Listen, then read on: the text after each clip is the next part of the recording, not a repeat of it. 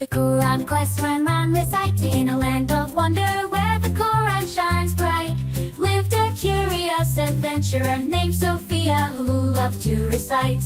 She hold her mushaf and read with glee and discover new stories of the prophets and their legacy.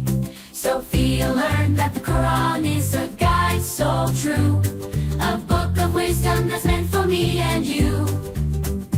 She recite the verses with a voice so sweet and feel the blessings of Allah's mercy and treat. In the Quran she'd find a treasure so rare, a message of kindness and love beyond compare.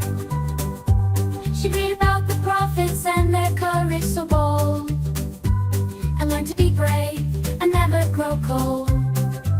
Sophia's Quran quest taught her to be kind, to recite with love and leave her worries behind.